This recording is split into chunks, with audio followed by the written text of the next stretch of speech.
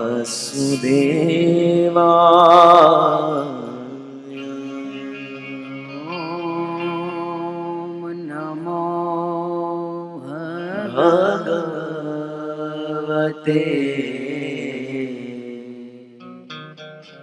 वासुदेवाय।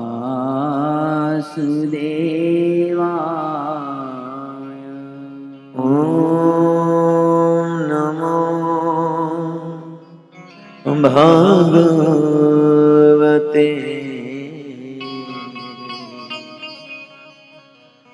वासुदेवाय।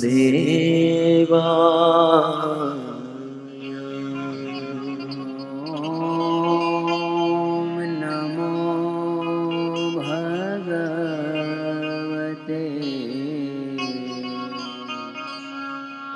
वासुदेवाय।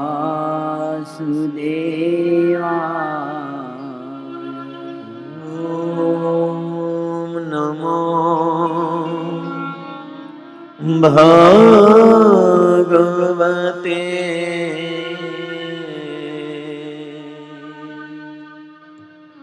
वासुदेवाय।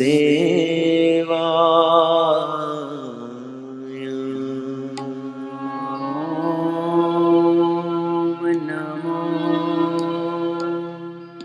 भगवते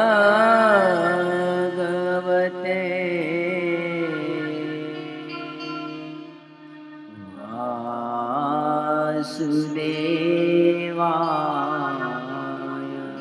नमो विष्णुपदाय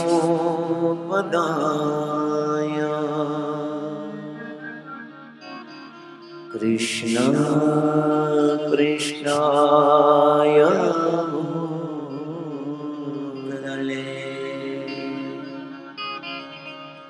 श्रीमते भक्तिवेदान्त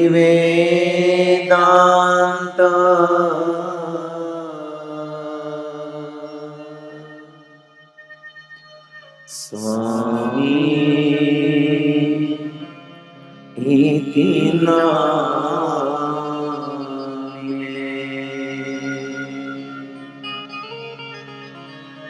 नमस्ते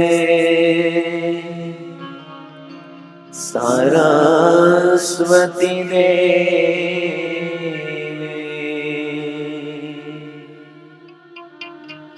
गौरवाणी प्रचारिणे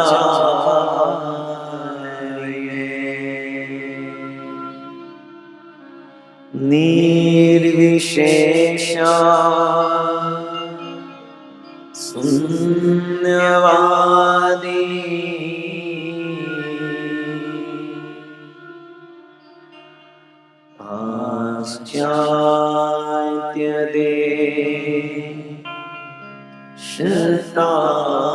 पाश्चात्यदेशतारिणे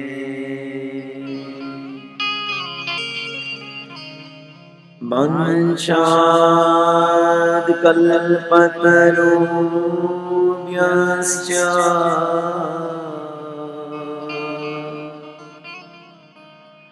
कृपा सिन्धुभ्य एव च पतितानां पावनेभ्यो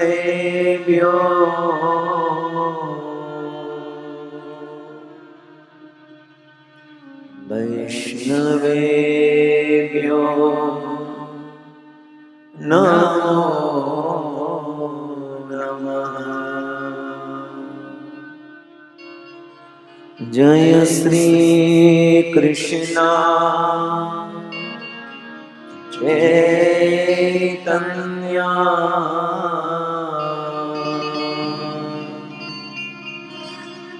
प्रभु नित्यानंद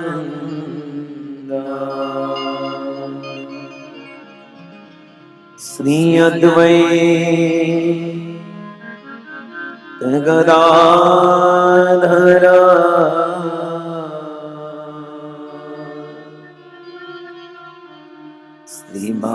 श्रीवासादि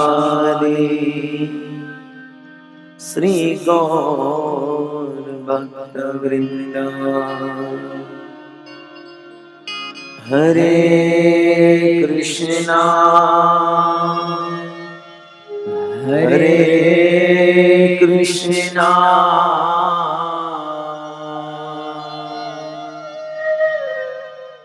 कृष्णा कृष्णा हरे हरे हरे राम हरे राम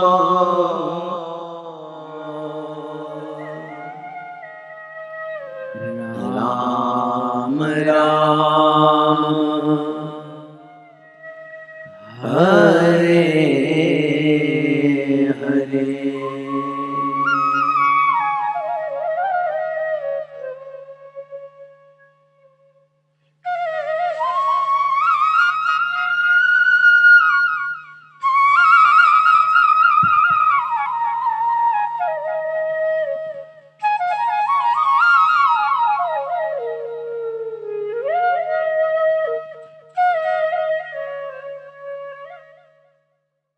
ओम अज्ञानतिमिरन्धस्य ज्ञानं जनशलाकया चक्षुरुन्मिलितं येन तस्मै श्रीगुरुवे नमः।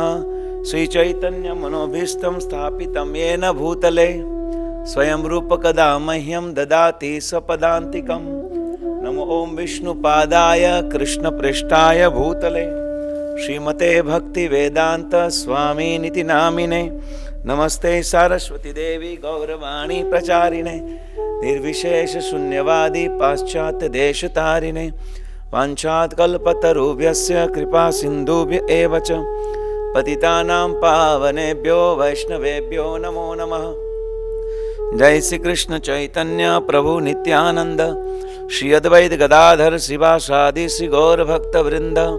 हरे कृष्ण कृष्ण कृष्ण हरे हरे हरे राम राम राम हरे हरे। हरे कृष्ण। आइए हम पुनः आप सभी भक्तों का स्वागत करते हैं। आज हम जिस स्थान पर बैठे हैं वो स्थान गोपीनाथ जी हैं और हम आज तीनों भगवान के विषय में आपके सामने कथा प्रस्तुत करेंगे। काम्यवन में भगवान गोपीनाथ जी, गोविंद देव जी और मदन मोहन जी विराजमान हैं, जो उनकी छाया रूप हैं। और वास्तव में ये तीनों विग्रह को हमने सुना कि जयपुर के राजा मानसिंह जयपुर लेकर गए। ओरिजिनल विग्रह वहां पर विराजमान स्थापित है।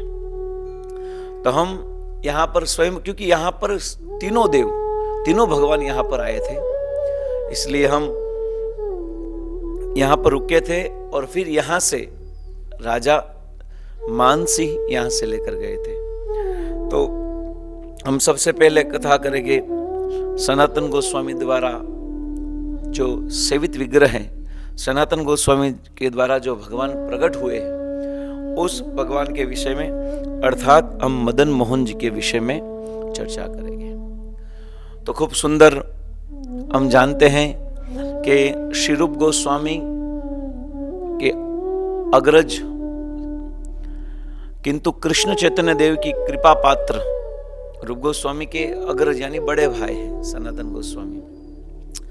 और सौभाग्य प्राप्त होने के कारण रूप गोस्वामी को पारमार्थिक जगत में बड़ा मान कर उनके नाम का उल्लेख किया जाता है।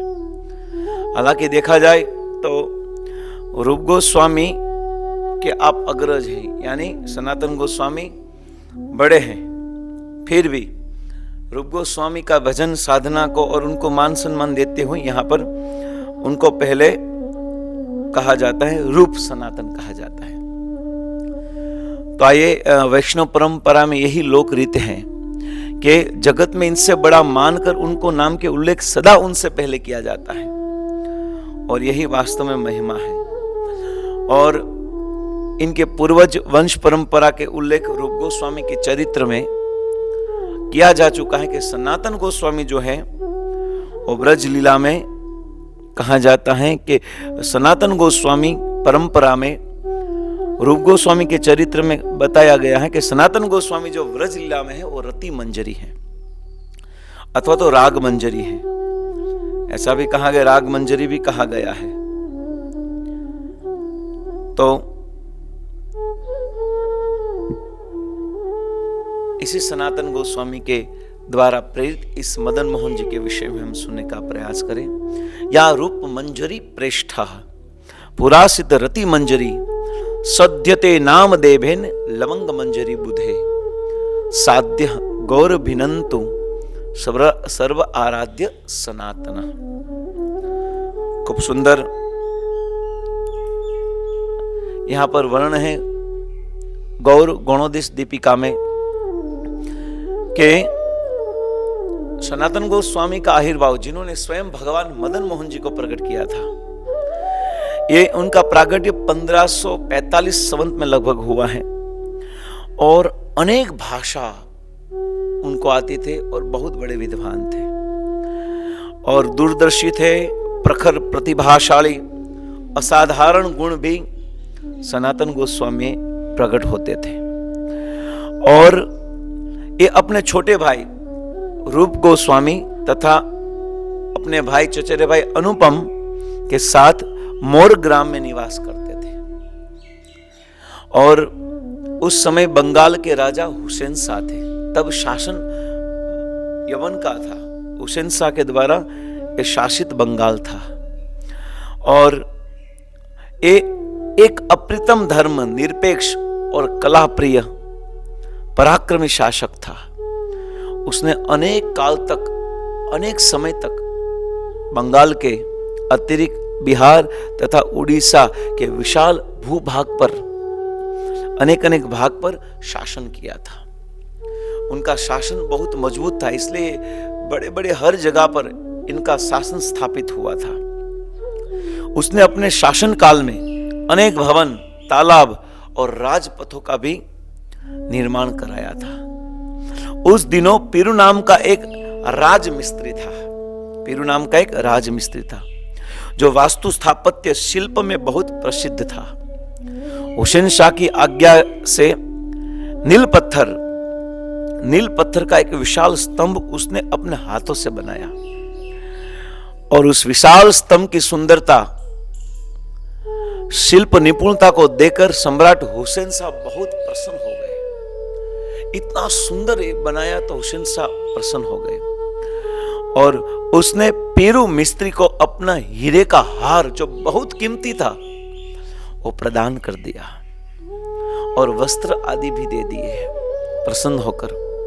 और पीरू उन्हें पाकर गर्व से फूला न समाया। ये जो मिस्त्री था बहुत प्रसन्न हो गया और प्रसन्नता हुई और इनके इतना आनंद आया क्योंकि राजा ने हाथ से इतना बड़ा कीमती एक चीज प्रदान की और आप इस स्तंभ को देखकर अति प्रसन्न हुए हो।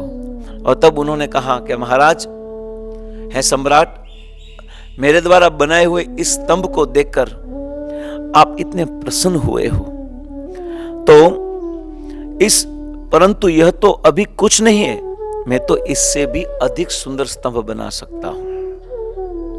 जब पीरू नाम के मिस्त्री ने कहा राजा हुसैन शाह को कि स्तंभ क्या है महाराज, मेरे अंदर इतनी कला है कि मैं इससे भी बढ़िया स्तंभ बना सकता हूं। और पीरू ए मिस्त्री का इतना कहना था कि सम्राट क्रोध से भर गए, आग बबूला हो गए और आग बबूला हो उठे और उसे स्तंभ के नीचे गिरवाकर मार डाला। देखो, यही असुर वृत्ति का यही स्वभाव है। अच्छी चीज देख नहीं सकते और अपने से अच्छा कोई वस्तु नहीं देख सकते। तो महाराज हुसैन शाह ने यहां पर इस स्तंभ के नीचे ही इस मिस्त्री को दबाकर मार दिया, नीचे गिरवाकर मार दिया और उस स्तंभ को भी ध्वस्त कर दिया। यह अभिमान रहता था। और कुछ दिनों के बाद अपने एक अंग रक्षक हिंगा के साथ हुसैन शाह उस स्तंभ के पास से गुजरे और उसे देखा और जट हिंगा को आदेश दिया, तू मोर गांव चला जा, मोर ग्राम, जहां पर सनातन गोस्वामी और रूप गोस्वामी थे। किंतु और कुछ न कहा। वहां जाकर उसे क्या करना है? हिंगा ने इस स्तंभ को लेकर पीरू की हत्या से परिचित था। वो जानता था कि अगर मैं इस महाराज की बात नहीं मानूंगा तो निश्चित ये मुझे मौत के घाट उतार देगा। इसलिए भय के कारण वह भी कुछ न पूछ सका कि मुझे मोरग्राम जाकर करना क्या है। वहां पर जाकर मुझे करना क्या है वो पूछ भी नहीं सका। और वह मोरगांव पहुंचा और कर्तव्य विमूढ़ होकर इधर उधर घूमने लगा। श्री सनातन ने उसे देखा, सनातन गोस्वामी ने उन्हें देखा और श्री रूप के द्वारा उसे अपने पास बुलाया। और रूप गोस्वामी के द्वारा उन्होंने अपने पास बुलाया। उन्होंने जो ए हिंगा था उनकी व्याकुलता का कारण पूछा और हिंगा ने सब बात बता दी, राजा की सब पोल खोल दी। इन्होंने हिंगा को आश्वासन दिया एवं मोर ग्राम के कुछ सुयोग्य राजमिस्त्री को शिल्प उपकरणों के साथ उनके साथ भेज देंगे। आप चिंता मत करो, राजा को बड़ा ऐसा स्तंभ बनाना था तो हम यहाँ के इस मोर ग्राम में जो अच्छे मिस्त्री हैं उनको हम आपके साथ भेज देंगे। और तब श्री सनातन गोस्वामी शाह हुसैन की इस भावभंगी एवं हृदय की बात अपनी दूरदर्शिता से जान गए कि वास्तव में वो क्या करना चाहते थे। और हिंगा के साथ शिल्पियों को देखकर शाह आश्चर्यचकित हो गया। जब ये शिल्पीकारों को भेजा हुसैन शाह के पास तो ये प्रसन्न हो गए। और ये जो हिंगा नाम का व्यक्ति था, मंत्री था, वो पांव के तले जमीन निकल गई। उन्होंने कहा कि हिंगा से पूछा, तुम इन शिल्पियों को किसके आदेश से यहां पर लाए, किसके कहने पर यहां पर लाए, किसने कहा आपको यहां लाने के लिए? और जो हिंगा नाम का मंत्री था वो तो आश्चर्यचकित हो गया। उनके नीचे से जमीन सरक गई, जमीन निकल गई। और कहा जाता है, बहुत सुंदर वर्णन आता है, तब ये इतना दुखी हो गया कि हाथ जोड़कर कांपते हुए सब बात बता दिया। शाह ने आज्ञा दी कि मोरग्राम जाकर इन तीनों भाइयों को मेरे पास लेकर आओ। और ये तीनों भाई सनातन गोस्वामी, रूप गोस्वामी और अनुपम, उनको हुसैन शाह के दरबार में उपस्थित किया गया और उसने इन्हें सम्मान पूर्वक राजश्री दिया और 9 ग्राम का विशाल पल्ली में ये निवास करने लगे। और राजा ने इनके गुणों से प्रसन्न होकर सनातन गोस्वामी को दबीर खास, प्राइवेट सेक्रेटरी, और रूप को साकर मलिक, देखिए उनका धर्म परिवर्तन कर दिया, थे रूप और सनात पर नाम क्या दे दिया? दबीर खास और साकर मलिक। सनातन गोस्वामी को दबीर खास नाम दिया और रूप गोस्वामी को साकर मलिक। तथा अनुपम जो था, अनुपम को मलिक विशेष पदों पर नियुक्त कर अपने राज्य का भार सौंप दिया। देखो, प्रथम ही मुलाकात में रूप और सनातन गोस्वामी का इतना प्रभाव था कि राजा हुसैन शाह प्रभावित हो गए और अपने राज्य के सब भार को सौंप दिया रूप और सनातन को। और राजा ने इनके गुणों से प्रसन्न होकर सब कारभार उनके हाथ में सौंप दिया। और साकर मलिक जो सनातन गोस्वामी के निवास के कारण 9 ग्राम साकर मलिकपुर कहलाने लगा और बदलते बदलते साकार मार्काठाल साकरमा एवं शाकरमा नाम से प्रचलित हो गया। जैसे ही रूप गोस्वामी के चरित्र में कह आए हैं कि रामकेली ग्राम में सनातन गोस्वामी एवं रूप गोस्वामी को स्वयं गौरांग महाप्रभु ने दर्शन देने के लिए आए और संकीर्तन रथ कनकवदातो गौर विग्रह दर्शन करते हुए दोनों भाई को रूप और सनातन दोनों को चैतन्य महाप्रभु ने दर्शन दिया।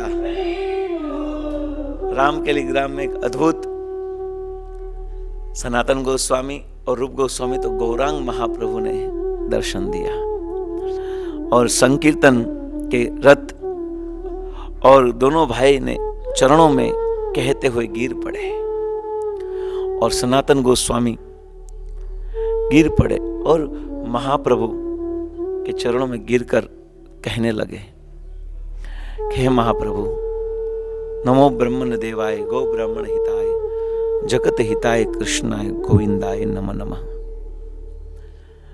श्री भगवान एवं भक्तों का अद्भुत मिलन हुआ।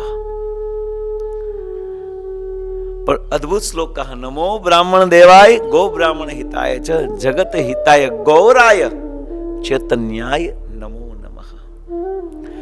रूप एवं भगवान भक्तों का अद्भुत मिलन हुआ, जो राह देख रहे थे और इस यवन की सेवा करके थक गए थे और गौरांग प्रभु का नाम सुनकर इस सब कुछ छोड़कर महाप्रभु से मिलने के लिए आए।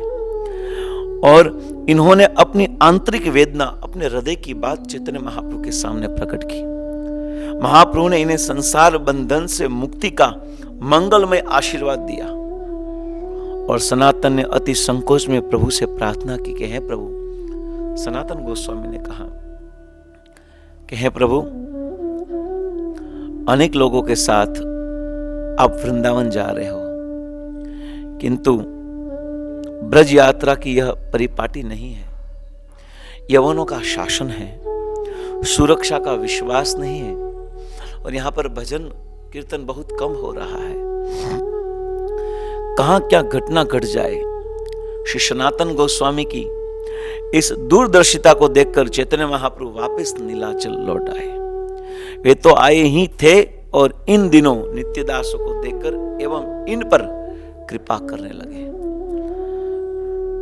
और चैतन्य महाप्रभु से मिलकर आने के बाद दोनों भाइयों के अंदर विद्वान सदाचारी ब्राह्मण से सब गुण प्रकट होने लगे और भगवान का भजन करने लगे।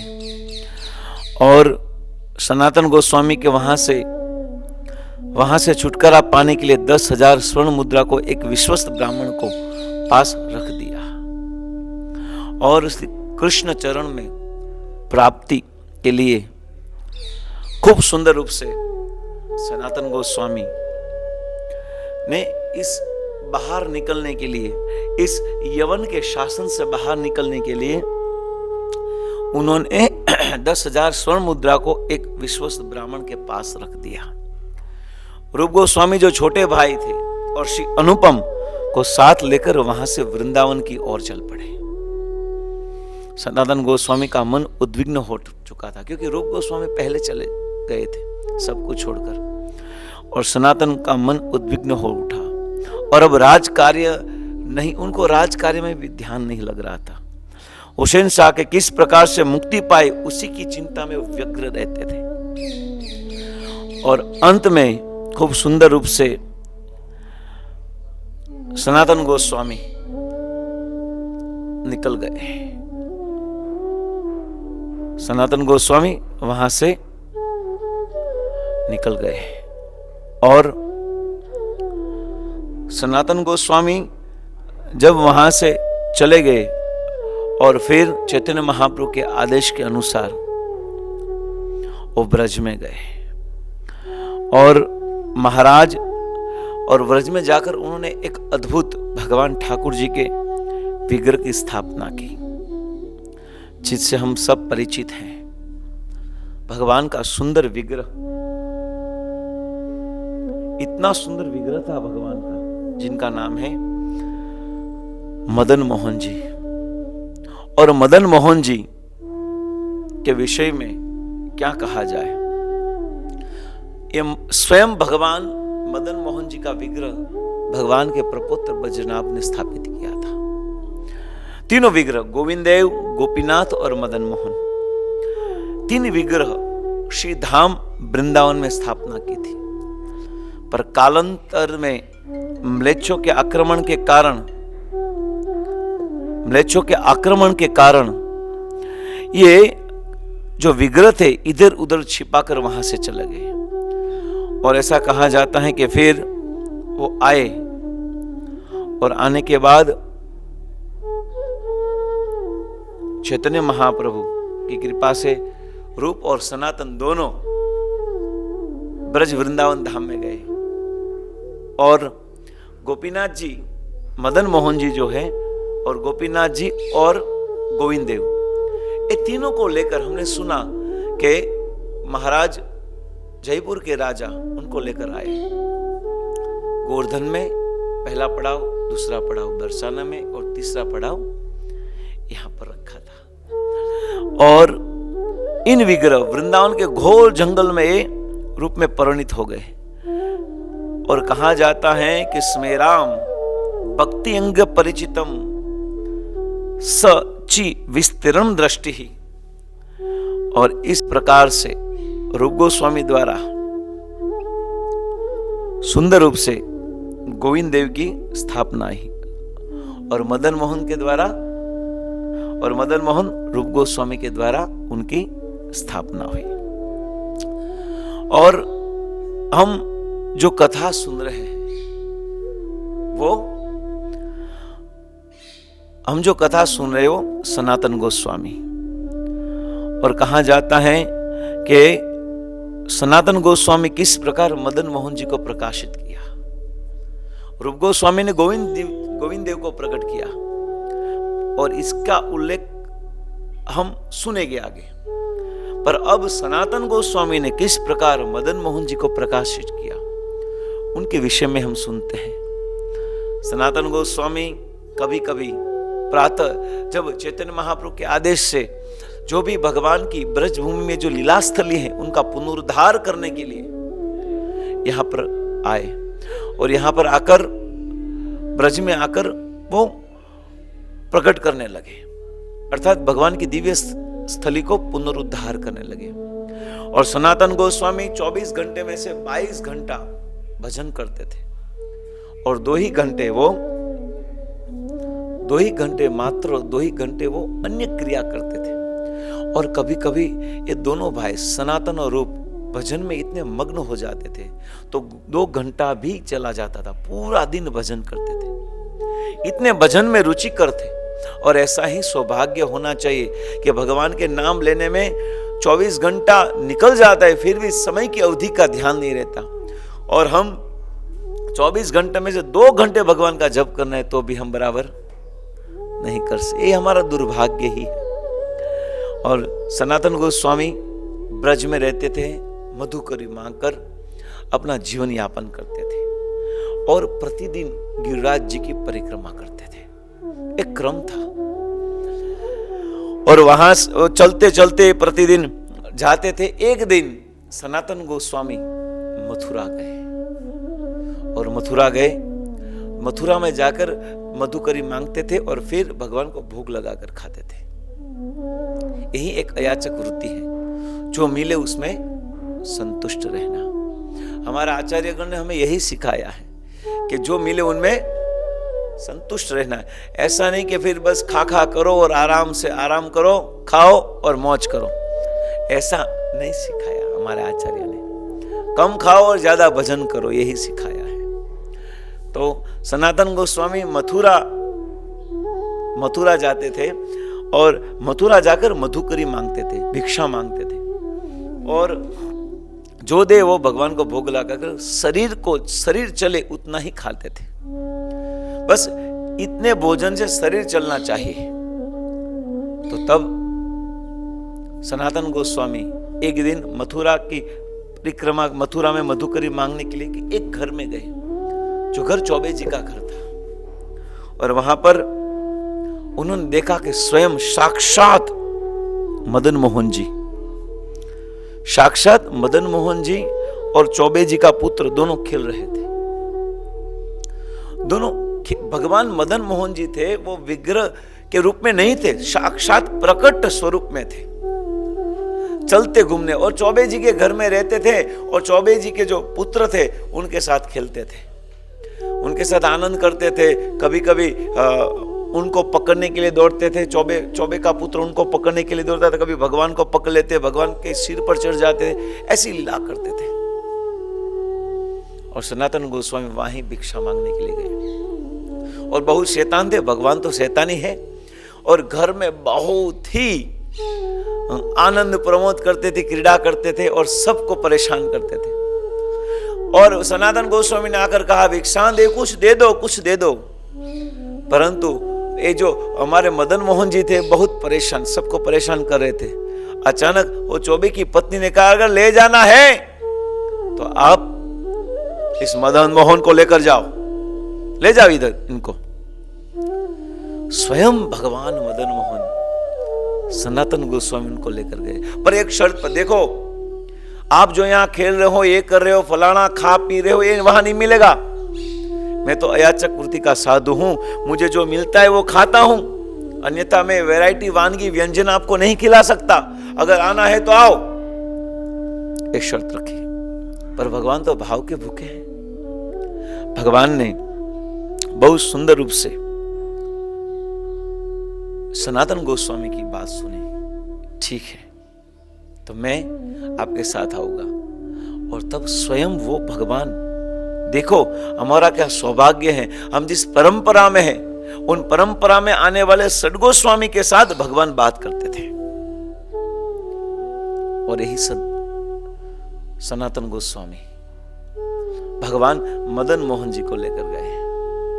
और मदन मोहन जी को लेकर गए, पर तो साधु के पास तो रहने का कुछ था नहीं। पेड़ के नीचे सोना था, पेड़ के नीचे भजन करते थे और बस अपना पूरा समय भगवान के नाम में ही व्यतीत करते थे। एक दिन भगवान को कहां रखे, तो एक जो पेड़ की बखोल के अंदर रख दिया और नीचे भजन करते थे, हरे कृष्ण कृष्ण कृष्ण हरे हरे, हरे राम राम राम हरे हरे। और उनके अंदर रख दिया और मधुकरी मांगने के लिए गए और सूखी रोटी को लेकर आए। और सूखी रोटी थी एकदम पापड़ की तरह हो गई थी। और भगवान को भोग लगाया, लीजिए प्रभु खाइए। मदन मोहन ने कहा नहीं, मैं नहीं खाऊंगा। ये तो इतना सूखा हुआ रोटी कम से कम ऐसे अंदर कैसे जाएगी, पेट में कैसे जाएगी? ये कम से कम नमक दो, अचार दो, नमक के साथ जाएगी तो रोटी हम खा पाएंगे। तब सनातन गोस्वामी ने कहा देखो प्रभु, मैं आपको इसलिए यहां पर लाया था कि जो भी मिले उनमें संतुष्ट रहना है। जो भी मैं खाऊंगा वो मैं आपको खिलाऊंगा। ऐसा नहीं कि मैं कोई साधु हूं, भजन करने वाला हूं, मेरे पास कुछ है नहीं। और अगर आज आप मेरे पास नमक मांग रहे हो, पर कल आप मेरे पास कहोगे कि मुझे स्वीट चाहिए, गुलाब जामुन का चाहिए, और मैं कहां लाऊंगा, कहां से लाऊंगा? मेरे पास कुछ नहीं है, खाना है तो खाओ वरना नहीं। देखो ये भगवान और भक्त का भाव होता है। भगवान ने सोचा ये भगत भी पक्का है, जो परंतु बहुत प्रेम करते थे। भगवान ने अपनी योजना खुद बना ली, व्यंजन और भोजन करने की योजना खुद बना ली। और यमुना के तट पर ही एक रामदास कपूर करके उनका एक नाव निकली और नाव इस गंगा के रेत में अटक गई। और ब्रज में आए व्यापारी ने कहा कि कृपा करके मेरी नाव अटक गई है, कौन बाहर निकाल पाएगा? कोई साधु ऐसा है जो मुझे आशीर्वाद दे और इस नाव को निकाले? तो सबने कहा है। वो पेड़ के नीचे एक साधु बैठा है, सनातन गोस्वामी, उनके पास जाओ, वो आपको रास्ता निकालेंगे। तो तुरंत ही वो गए पेड़ के नीचे और कहा सनातन जी कृपा करके आप मुझे रास्ता दिखाओ, मेरी नाव अटक गई। बोले मैं कुछ करने वाला नहीं, देखो ऊपर बैठे हैं ठाकुर जी, उनके पास जाओ। और व्यापारी ने भगवान से प्रार्थना की कि प्रभु अगर ये मेरी नाव निकल गई तो मैं जितना भी मुनाफा होगा उस मुनाफे से मैं आपका अद्भुत मंदिर की स्थापना करूंगा। और भगवान ने ठीक कहा, ठीक है। और तब भगवान मदन मोहन जी ने इस नाव को रेत से बाहर निकाला और जिसमें नमक था वो नमक की जगह पर कपूर हो गया और मुनाफा 10 गुना हो गया। और इस 10 गुने मुनाफे से इसी व्यापारी ने भगवान का अद्भुत मंदिर बनाया। मदन मोहन, वही मदन मोहन जी यहां पर आए थे, काम्य वन में आए थे, जिनका हमने दर्शन किया। इसी मदन मोहन जी के पास यही प्रार्थना करते हैं, जयताम सुरतो पंगोर मम मंद मतेर गति मत सर्वस्व पदाम भोजो श्री राधा मदन मोहनहम। हे प्रभु मेरी गति मंद है, मैं लंगड़ा हूं, मैं आपकी भक्ति भजन कैसे कर सकता हूं? और मेरी मति गति भी बहुत धीमी है, इसलिए कृपा करके आप मुझे आशीर्वाद, हे मदन मोहन आप मुझे आशीर्वाद दो कि मैं आपके भजन भक्ति कर सकूं और मैं अपने जीवन को सार्थक कर सकूं। तो हमें इस स्थान पर कामयवन में आकर मदन मोहन जी के पास यही प्रार्थना करनी है। और इस प्रार्थना के साथ हम आइए, हम भगवान गोविंद देव के पास जाते हैं। मदन मोहन की कथा सुन ली, अब हम भगवान गोविंद देव के पास जाते हैं। हरे कृष्ण। जय गोपीनाथ। ये मंदिर 408 साल पुराना है। यहाँ के राजा थे त्रिलोकचंद जी, उनकी महारानी मानवती ने अपने गुरुजी को ये समर्पित किया था। यह मंदिर भगवान कृष्ण के पंचवन कामवन में स्थित है। भगवान श्री कृष्ण की लीला स्थली है। ये राजस्थल के रूप में प्रसिद्ध है। तीर्थ श्री कृष्ण प्रेमी भक्तों के लिए स्वर्ग समान है। यहाँ आकर भगवान कृष्ण ने लीला चिन्हों को देखकर मंत्र मुग्ध हो जाते हैं तथा भगवान श्री उपस्थिति का आज भी एहसास होता है। यह मंदिर अन्य मंदिरों की तरह राधा जी को बाएं स्थान न देकर ठाकुर जी की गोपी जी की दाएं स्थान प्रदान किया है, जबकि ठाकुर जी बाएं तरफ जानवी माता को स्थान प्रदान किया है, जो नित्यानंद प्रभु की सहधर्मिणी है। इस मंदिर भगवान जगन्नाथ जी का एक विग्रह है, जिसकी रथ यात्रा जगन्नाथपुरी यात्रा के समय हर वर्ष निकली जाती है।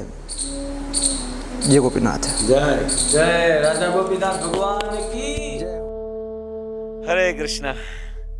अंतर्राष्ट्रीय कृष्ण भावना संघ इस्कॉन वराछा मंदिर की ओर से 84 कोष ब्रजमंडल यात्रा में हम आप सभी का हृदय से स्वागत करते हैं। यात्रा ऑनलाइन हो रही है और आप सब ऑनलाइन सब दर्शन कर रहे हो, और हमारे पूरी मीडिया टीम और सब भक्त बहुत परिश्रम कर रहे हैं, क्योंकि रात को लेट पहुंचते हैं और सुबह जल्दी आते हैं।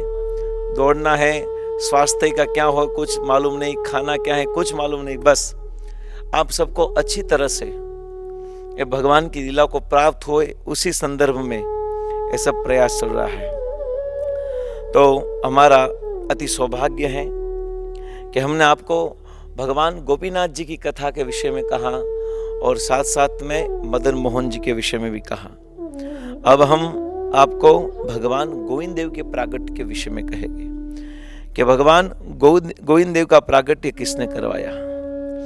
आप सब जानते हो कि हमारे जो आचार्य हैं, हमारे जो षड गोस्वामी हैं, अर्थात श्री रूप सनातन भट्ट रघुनाथ श्रीजीव गोपाल भट्ट दास रघुनाथ, उनमें मुख्य पार्षद षड गोस्वामी रूप गोस्वामी है।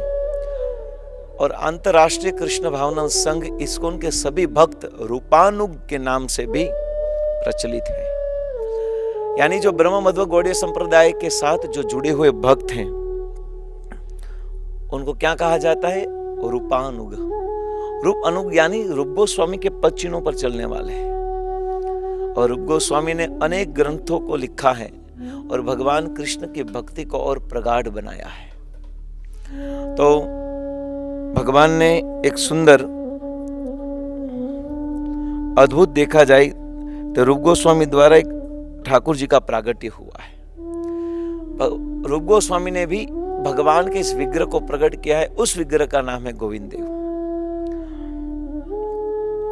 और ऐसा कहा जाता है कि रूप गोस्वामी सेवा कुंज के अंतर्गत श्री राधा दामोदर मंदिर के पीछे एक छोटी सी भजन कुटीर है, वहां साधन और भजन करते थे।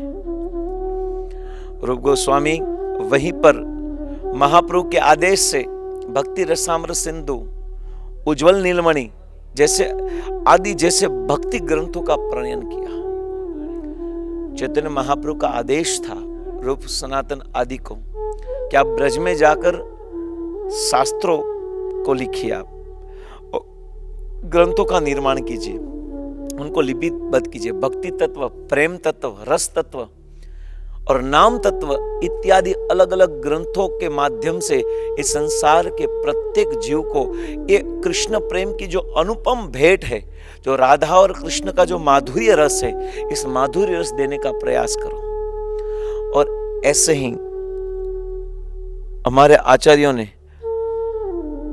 बहुत ही चीज हमें प्रदान की है। हमें अनेक ग्रंथ दिए हैं जिस ग्रंथ में स्वयं भगवान का साक्षात्कार हो सकता है। यही हमारा सौभाग्य है कि हमारे आचार्यों के द्वारा दी हुई ये भेंट हम अनंत जन्म लेकर भी उनका ऋण नहीं चुका पाएंगे, क्योंकि भगवान की शुद्ध भक्ति को इस संसार के सामने अपने ग्रंथों के माध्यम से प्रदर्शित किया है। और यही रूप गोस्वामी चैतन्य महाप्रभु के आदेश से इस वृंदावन में बहुत सुंदर रूप से भगवान का भजन करते थे, आराधना करते थे और ग्रंथों को लिखते थे।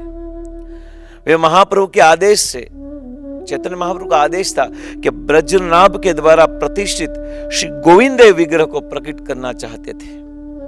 चैतन्य महाप्रभु चाहते थे कि ब्रजनाभ जी ने जो गोविंद देव को प्रकट किया था, उस गोविंद देव को पुनः प्रकट किया जाए, ऐसा चैतन्य महाप्रभु चाहते थे रूप गोस्वामी के पास।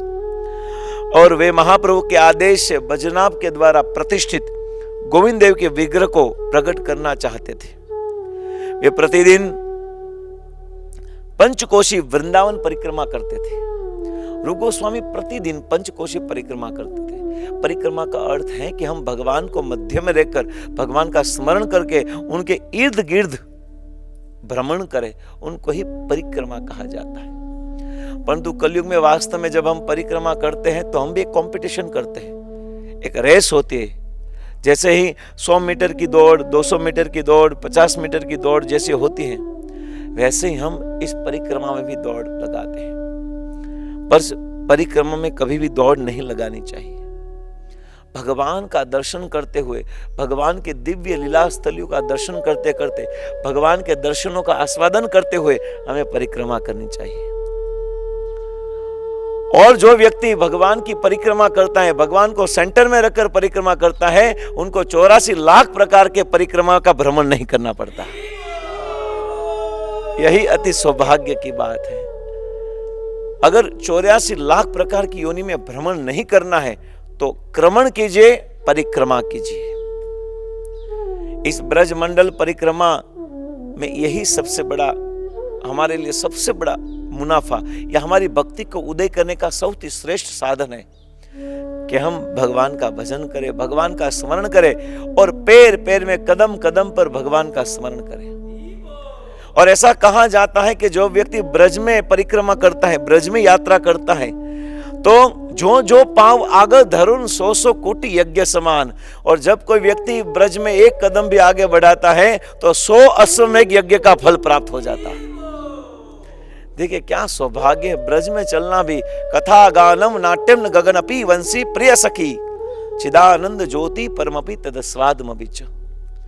वृंदावन में चलना भी नृत्य है, वृंदावन में बोलना भी कथा है, वृंदावन में सोना भी समाधि है। उनका मतलब यह नहीं कि वृंदावन में आकर सो जाए हम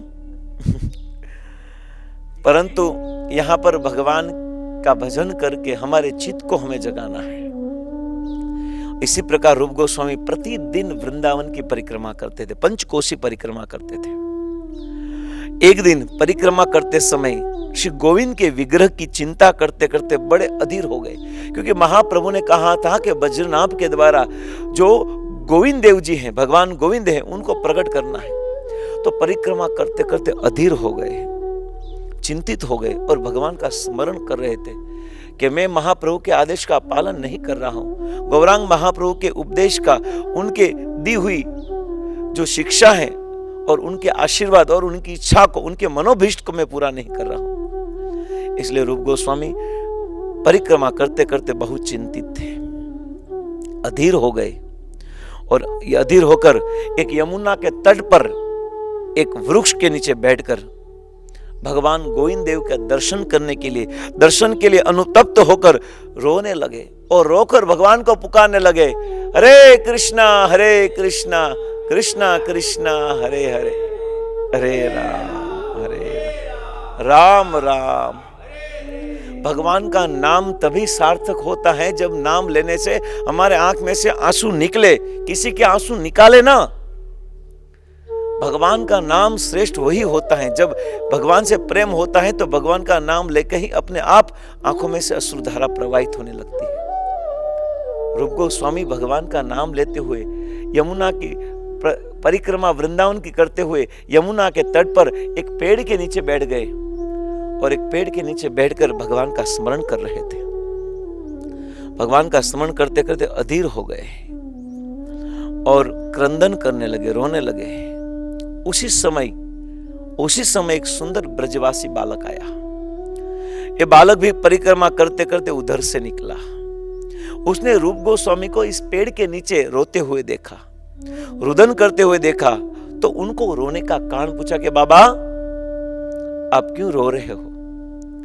पहले तो रूप गोस्वामी ने कुछ नहीं कहा, कुछ नहीं बोले, किंतु बालक के बार बार अनुरोध करने से बालक बारंबार उनको पूछ रहा था, बाबा क्या हुआ?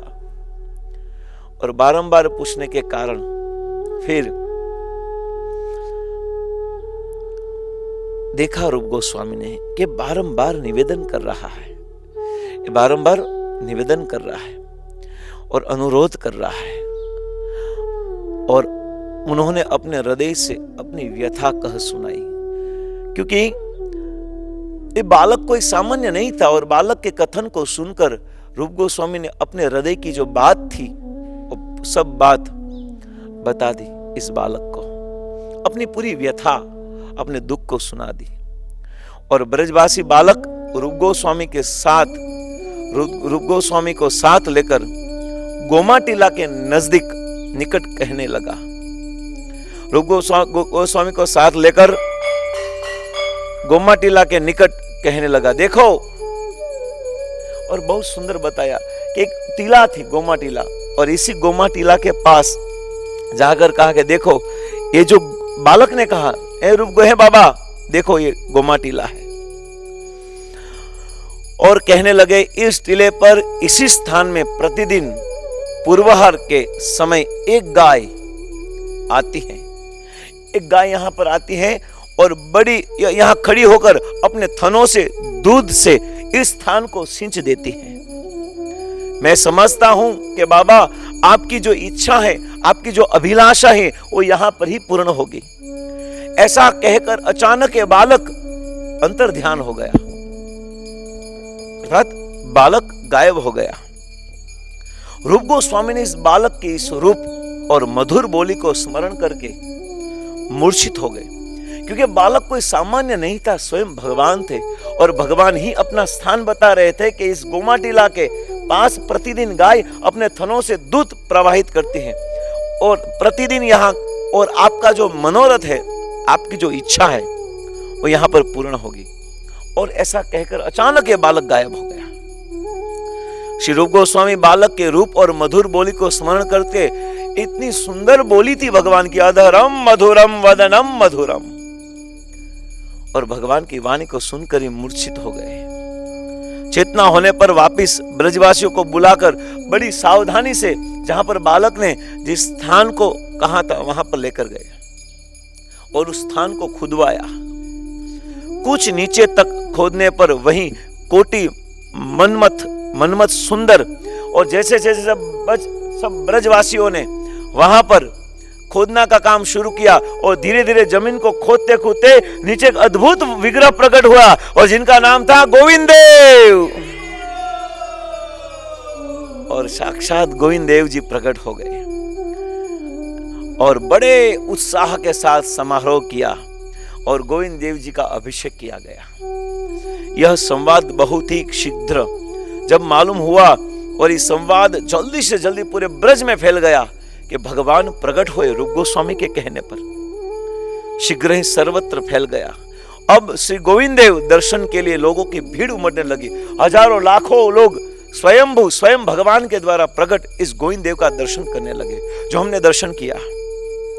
श्री गोविंद देव ही वृंदावन के ईश्वर, वृंदावनेश्वर है। स्कंद, पद्म एवं वराह आदि पुराणों में उनको वृंदावन का राजेश्वर कहा गया है। वृंदावन में श्री गोविंद देव के आराध्य देवता है। वृंदावन में गोविंद देव ही आराध्य देवता है। इसलिए चैतन्य चरितामृत में चैतन्य महाप्रभु कैसे कहते हैं, वृंदावने कल्प वृक्ष सुवर्ण सदाना, महायोग पीठ ताहा रत्न सिंहासन, ताते बसी आछे साक्षात ब्रजेंद्र नंदन, श्री गोविंद नाम साक्षात मन्मथ मदन। साक्षात ताबे बसिया छे बसत ब्रजेंद्र नंदन। श्री गोविंद नाम साक्षात मथ मदन, और स्वयं गोविंद देव जी वहां पर विराजमान थे। श्री वृंदावरण्य कल्पद्रुमाद श्रीमत रत्नागर सिंहासनस्थो श्रीमद राधा श्रील गोविंद देव प्रेष्ठाले भी सभ्य मानो स्मरामी। श्रीमद भागवत के 6-8-20 में भी मां केशवो गदया प्रातर व्याद्यम गोविंदम आसंग वत्तार वेणु टीकाच तो ही मथुरा वृंदावन सुप्रसिद्ध। महायोग पीठम योत तन्नात्रेव सहितो प्रसिद्धो आ वेणुरितम विशेषणो गोविंद श्री वृंदावन देव एव तत्सह पाठात केशोपि मथुनांत एव।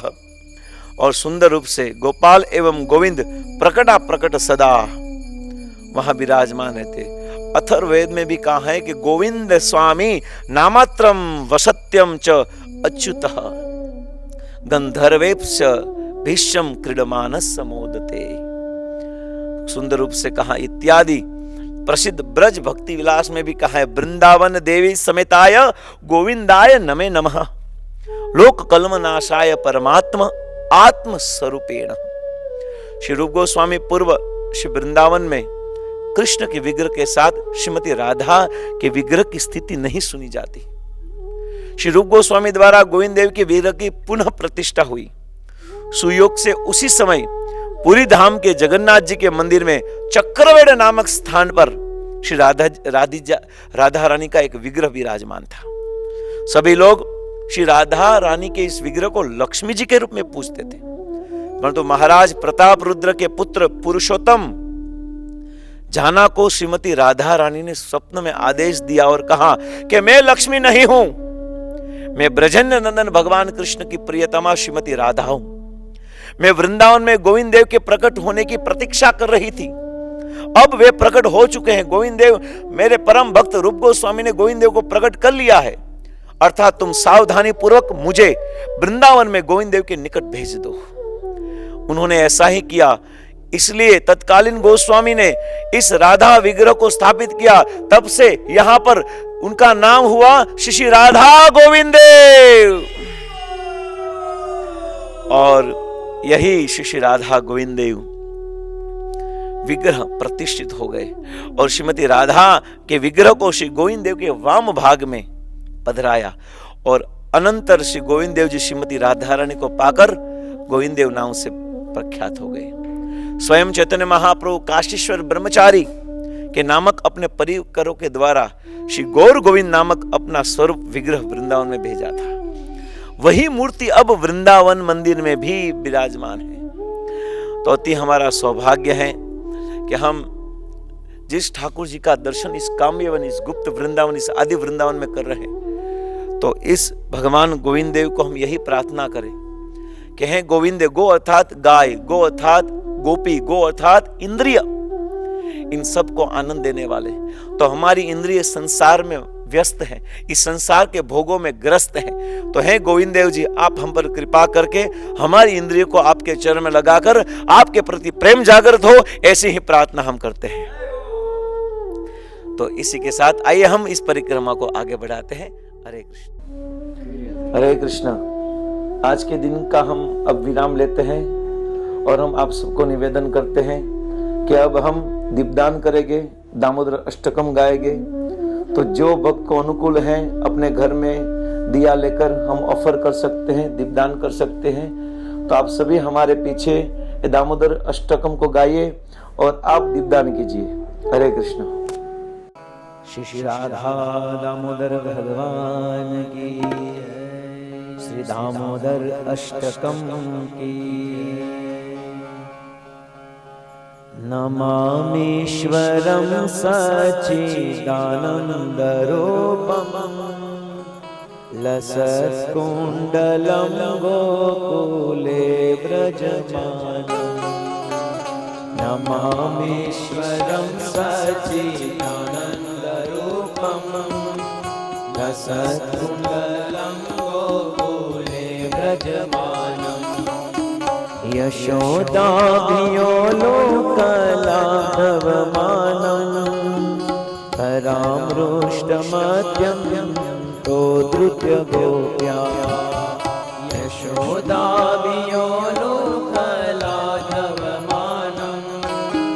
धरामृष्टमद्यं तो धृत्य गोप्या रुदन्तमुहुर्नेत्रं युग्मं रुजन्तम् कराम्भोजयुग्मेन सातकनेत्रम् रुदन्तं मुहुर्नेत्रं युग्मं रुजन्तम् कराम्भोजयुग्मेन सातकनेत्रम् मुहुश्वासकं पत्रिरेखान्तकण्ठा हिताग्रे वदामोदरं भक्तिवद्यम् श्वासकं पात्रेखाकण्ठा हिताग्रे वदामोदरं भक्तिवद्यम् हरे कृष्णा कृष्णा कृष्णा हरे हरे राम राम राम हरे हरे कृष्णा कृष्णा कृष्णा हरे हरे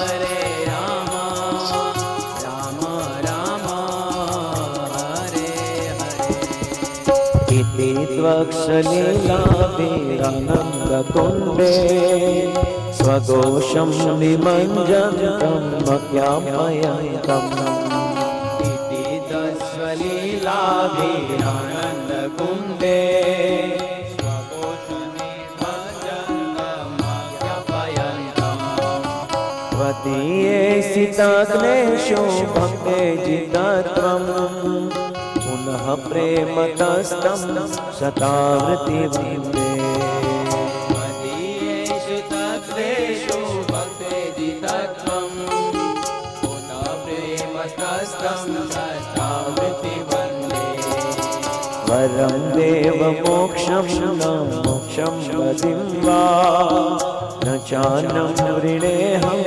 वर्षादपि वा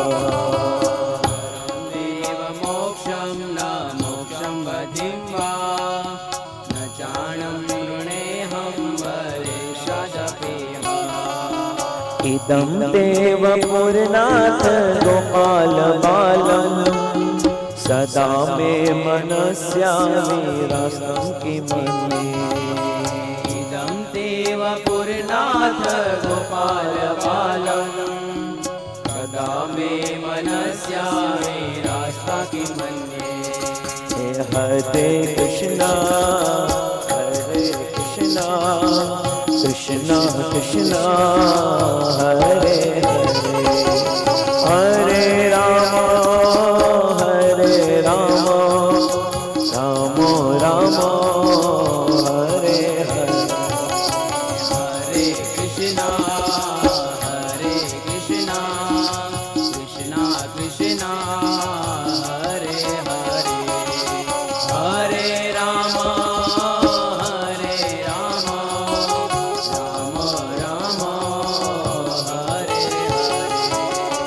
इदं ते मुखं भोजं मध्यन्तनीले कृतं कुन्तले स्निग्धरक्तेश गोप्या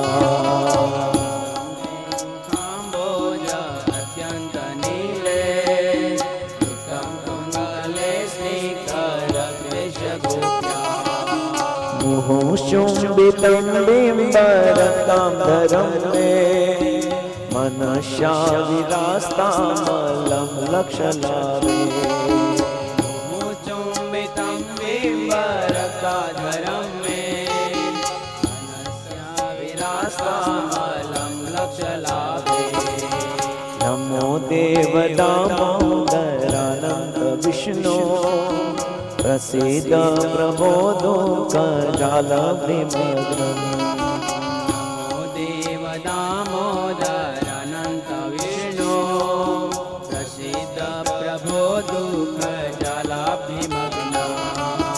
कृपा दृष्टि दृष्ट्यातिदिनं बतानो गृहाणे क्षमामग्न मे दक्षिदशा कृपा दृष्टि दृष्ट्यातिदिनं बतानो गृहाणे क्षमामे दक्षिदशा हरे कृष्णा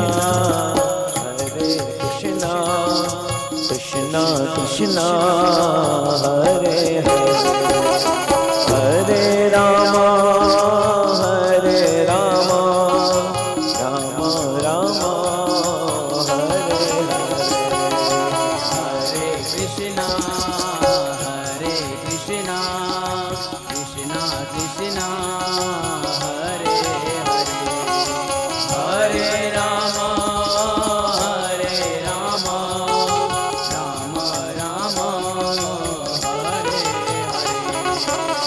कुबेरात्मजो बद्धमृते वयाद्या स्वयमोचितो भक्ति भाजो कृतो च कुबेरात्मजो बद्धमृते वयाद्या स्वयमोचितो भक्ति भाजो कृतो च तथा प्रेम भक्ति सकामे प्रयचा न मोक्षे ग्रहो में दामोदरे तथा प्रेम भक्ति स्वकाम में प्रयाचा न मोक्षे ग्रहो में दामोदरे नमस्ते स्तुदाम्ने स्फुरदीप्ति धाम्ने त्वदीयोदरायात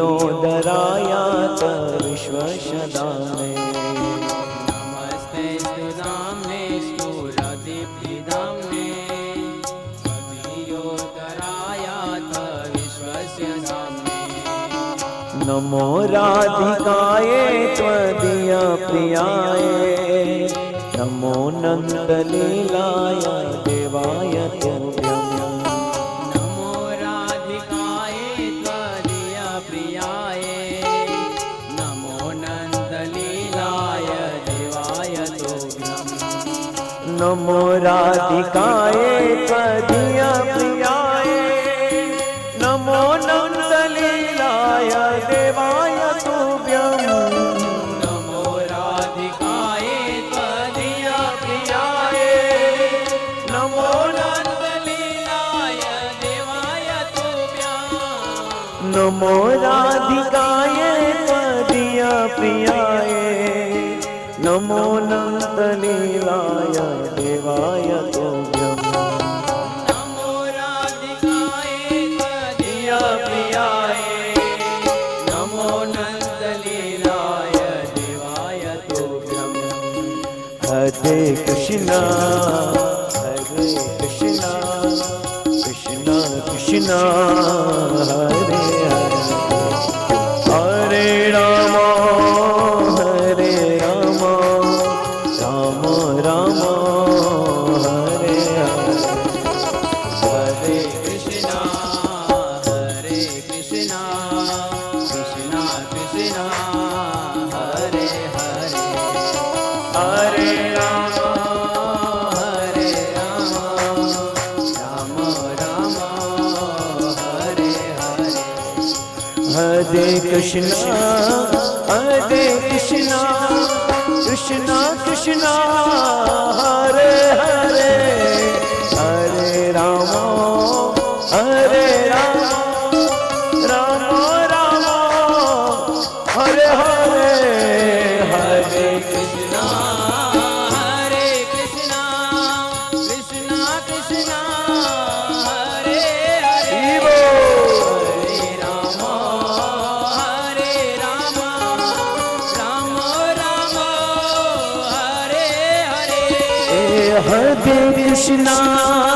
हरे कृष्णा कृष्णा कृष्णा हरे हरे हरे राम राम राम हरे हरे हरे कृष्णा कृष्णा कृष्णा हरे हरे हरे राम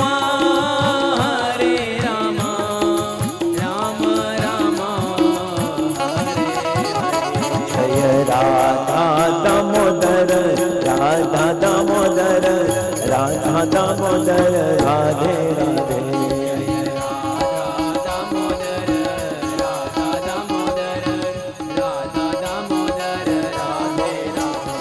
हरि बोल हरि बोल हरि बोल हरि बोल